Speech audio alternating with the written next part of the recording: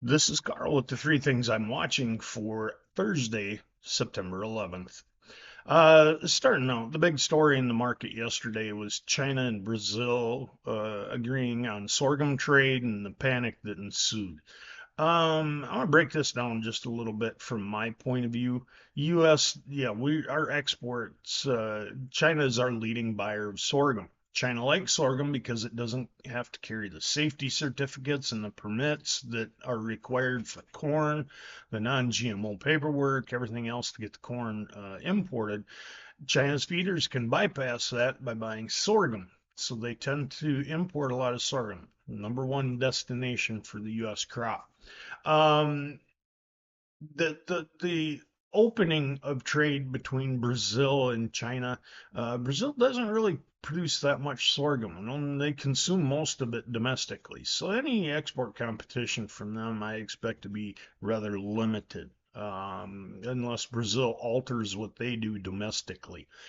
The thing is, trade is so focused on this that they overlook the fact that we sold 5 cargoes of sorghum to Pakistan yesterday. Um, so we're really kind of trying, I feel, to build a bearish story, no matter what. The market is not looking at anything friendly, and that sentiment is really starting to be felt in the marketplace. There's friendly news out there. You just got to look for it. Moving on, the second thing I want to talk about in this, we're going to stay with China. China's soybean imports, obviously a huge factor in the market, and everybody says it's, China bypassed the United States. China doesn't want anything from the U.S. Here's the fact: China has record port inventories of soybeans right now, 9.8 million metric tons. They have to get through them before they take soybeans from anybody. Only 12 cargoes out of Brazil in the past 2 weeks.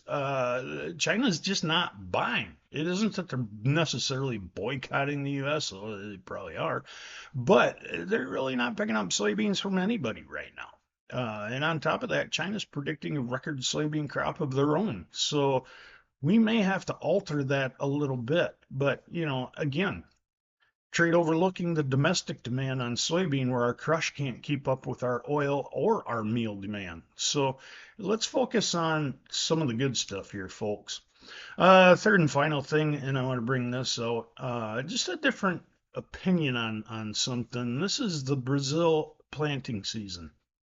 Brazil getting their soybeans in the ground, just enough to say that they have started, and roughly anywhere from 12 to 15% of their corn has been seeded by now.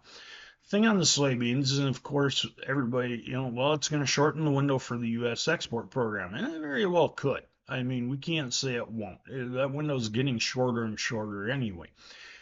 The thing is you have to ask, is Brazil pushing these soybeans so they can have them for export, or do they need them for domestic usage? It's well known. Brazil can't have enough soybeans for export and domestic usage both. Not really looking at a huge expansion to Brazil's soybean production this year. So they're going to have to get them in a little bit earlier, likely to fill up their domestic reserves. Too early to say that those are all going to come out for export. And we don't know how much planting we're going to see on soybeans here in the next little bit in Brazil anyway. It's turning dry down there. Not overly dry, but enough that we will keep an eye on it. Today's trade, I'm going to throw on top. We have the CONAB numbers coming out from Brazil this morning. A lot of estimates coming out on Argentina's crop. And we get the export sales. A lot of positioning today ahead of tomorrow's WASDE report. We'll run through those numbers tomorrow morning. Those are the things I'm watching today.